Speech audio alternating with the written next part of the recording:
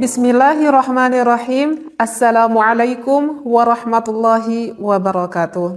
Bismillah, alhamdulillah, wassalatu wassalamu ala rasulillah. Mudah-mudahan kita semuanya selalu berada di dalam rahmatnya Allah. Amin ya Allah ya rabbal alamin. Kali ini saya ingin membahas, ada yang bertanya kepada saya perihal gaya nih. Perihal gaya, gaya apa yang dia tanyakan itu perihal gaya 69. Dia bertanya apakah hal itu diperbolehkan di dalam fikih ataupun diharamkan.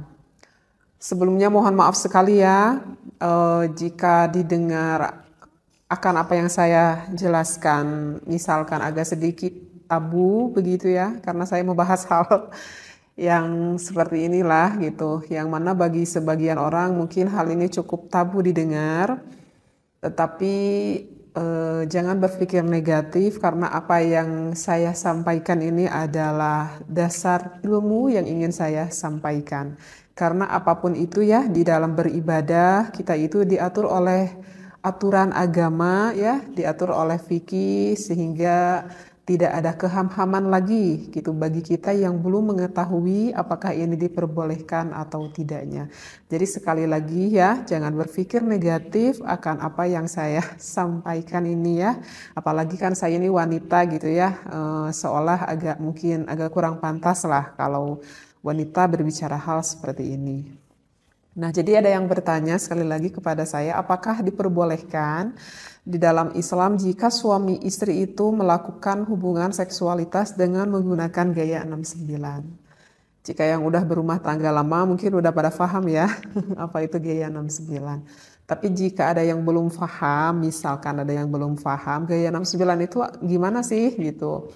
Misalkan yang baru nikah gitu yang belum paham. Jadi gaya 69 itu adalah posisi sang suaminya di bawah tuh biasanya bahwa suaminya di bawah dan posisi sang istrinya itu di atas. Tapi tidak seperti itu juga sih terkadang.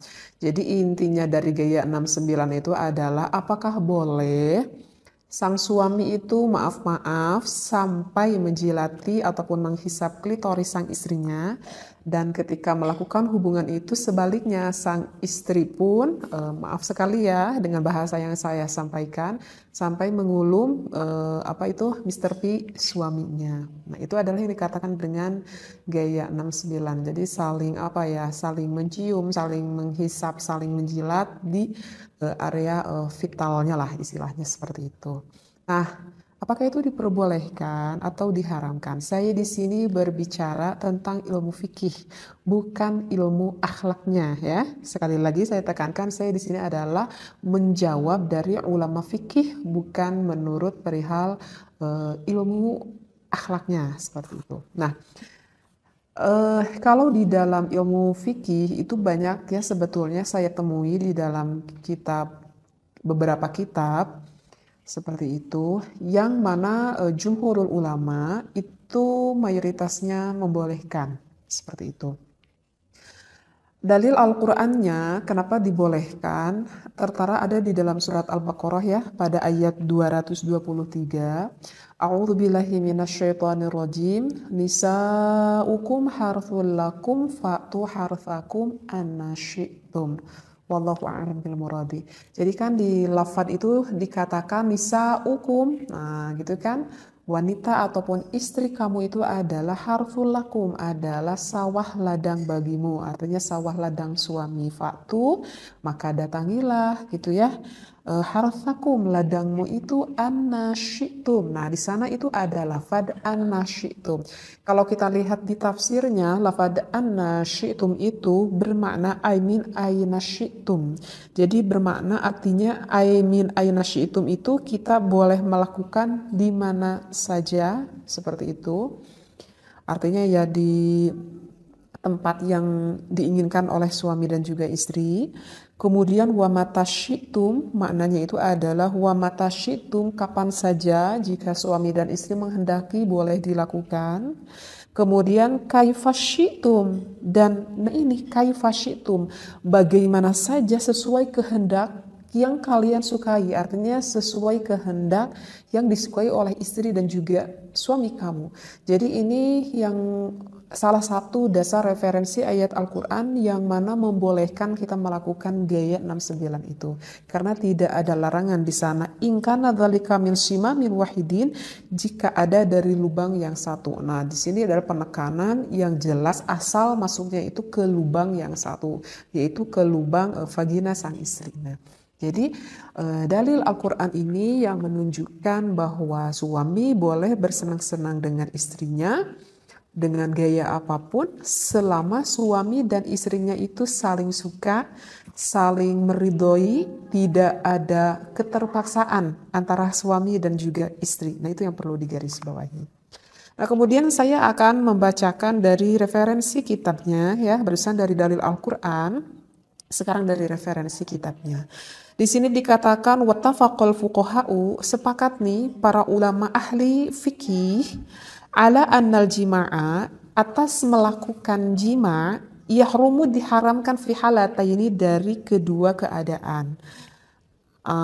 Ada dua hal yang gak boleh dilakukan berhubungan intim, itu adalah fiduburi, jika suami memasukkan ke lubang belakang ataupun lubang duburnya, wafil haidi, ataupun memasukkan milik suami kepada istrinya ketika istrinya itu sedang berada di dalam keadaan haid.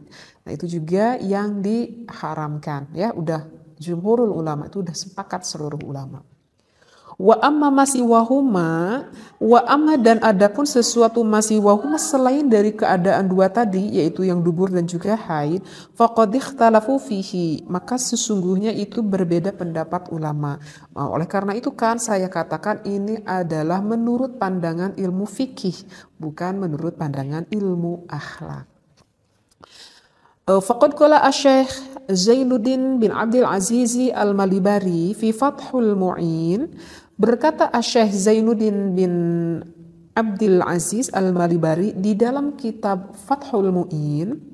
Di sana kalau para santri ini udah populer kitab Fathul Mu'in ya. Jadi itu kitab fikih yang banyak sekali dipelajari di pesantren-pesantren. Nah, bagi yang pernah ngaji kitab Fathul Mu'in, di sana kita akan menemui faslun fil kafa'ah ya. Di sana kita akan menemui faslun fil kafa'ah, bisa dibuka lagi referensi kitabnya. Kemudian kita lihat agak ke bawahnya itu ada tatimatun ya.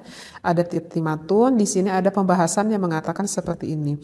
Jadi di dalam tatimatun itu yang membahas fi bayani ba'di adabin nikah ya, di dalam menjelaskan sebagian adab-adaban tentang nikah. Nah, ada yang dikatakan oleh Syekh Zainuddin, referensinya seperti ini.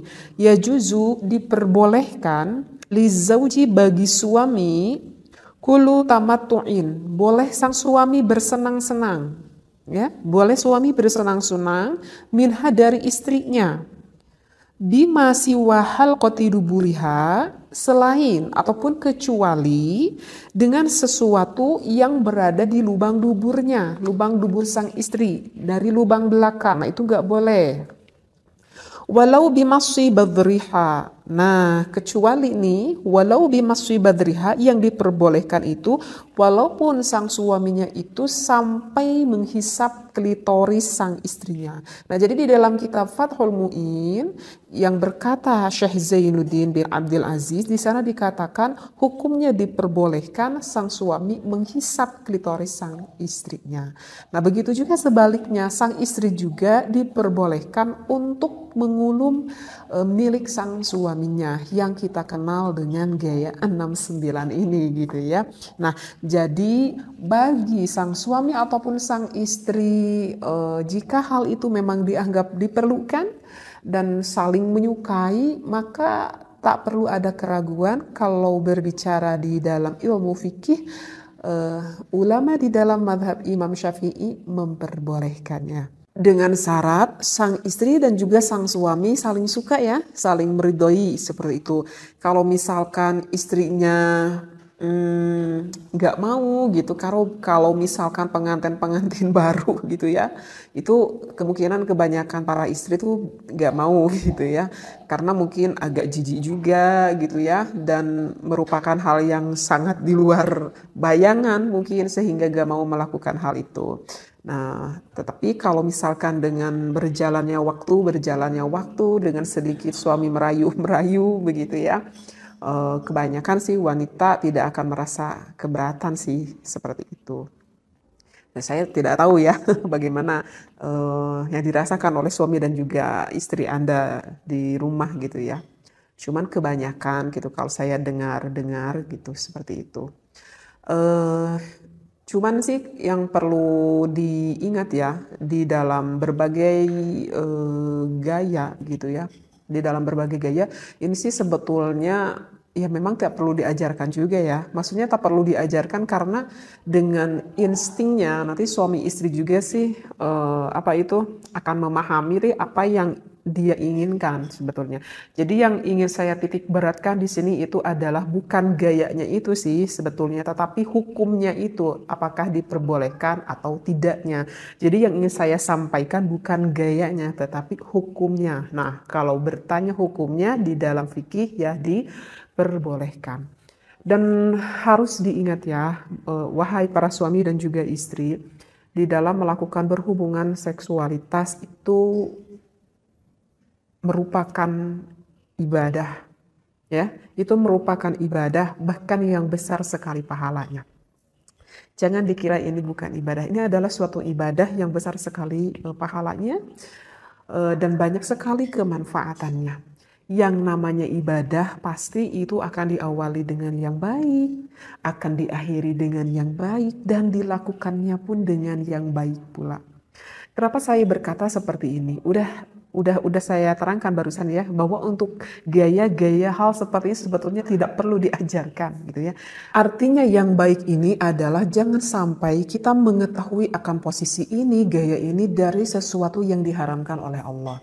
Misalkan nih biar takut ada yang gak paham, misalkan pasangan suami istri mengetahui hal ini itu bukan dari instingnya ataupun bukan dari keinginan sang istrinya misalkan. Tetapi hal itu diketahui oleh suaminya itu misalkan, maaf ya, itu dikarenakan sang suaminya itu sebelumnya itu melihat dulu film porn gitu ya. Paham ya maksudnya film porn. Jadi kalau misalkan sang suami mengetahui ini dari film porn, berarti kan yang dia ketahuinya itu bukan dari hal yang positif. Artinya yang dia ketahui itu dari hal yang negatif. Maka itu tidak akan menjadikan sebuah ilmu. Dan apakah akan mendapatkan efek negatifnya? Iya, akan mendapatkan efek negatifnya. Karena terkadang ada yang bertanya juga kepada saya itu seperti ini, apakah boleh nih bagi suami istri karena agar menambah ilmu, dia berniatnya baik nih, ingin menambah ilmu, bagaimana sih gaya-gaya gitu ya, ataupun dia ingin mendapatkan gairah seksualitas dari sang suami dan sang istrinya, tapi aku lihatnya sama istri kok bareng-bareng gitu kayak kata suaminya. Apakah itu diperbolehkan atau tidak? Maka jawabannya itu adalah tidak diperbolehkan walaupun sang suami dan juga sang istri melihatnya bareng-bareng walaupun punya niat perasaannya niatnya itu adalah baik karena ingin membangkitkan gairah syahwatnya ataupun bertujuannya baik menurut dirinya karena ingin menambahkan ilmu menurut pemikirannya, tetapi itu adalah apa yang dia pikirkan itu adalah mencari dari hal yang diharamkan. Maka sesuatu yang dicari dari hal yang diharamkan oleh Allah, maka hasilnya pun nanti tidak akan baik. Berbeda dengan saya mengetahui misalkan posisi ini gitu ya, misalkan ataupun posisi yang lain, tetapi saya mengetahuinya itu adalah dari ulama, dari kitab. Saya dikaji ini waktu saya di pesantren gitu ya, saya dikaji gitu ya. Nah itu berbeda lagi, itu memang pure dari ilmu, bahkan itu akan mendapatkan keberkahan seperti itu ya. Jadi Yang saya maksudkan memang hal seperti ini nanti dengan sendirinya para suami istri itu akan memahami dan mengetahui. Hanya saja yang harus kita ketahui adalah hukumnya itu. Apakah hukum yang kita lakukan ini betul atau tidak. Agar kita tidak terjerumus akan sesuatu yang diharamkan oleh Allah. Nah kalau misalkan kita gak boleh lihat dulu film foreign itu alasannya kenapa gitu ya. Karena kalau saya nerangkan sekarang nanti panjang lagi ya pembahasannya. Insya Allah nanti akan saya khusus membahas tentang hal itu ya. Jadi apa yang saya disampaikan sekali lagi mohon jangan berpikir negatif begitu ya, ambil positifnya, ambil ilmunya supaya kita tidak terjerumus akan apa yang tidak diridhoi oleh Allah Subhanahu wa taala. Wallahu a'lam wa billahi taufiq wal hidayah. Wassalamualaikum warahmatullahi wabarakatuh.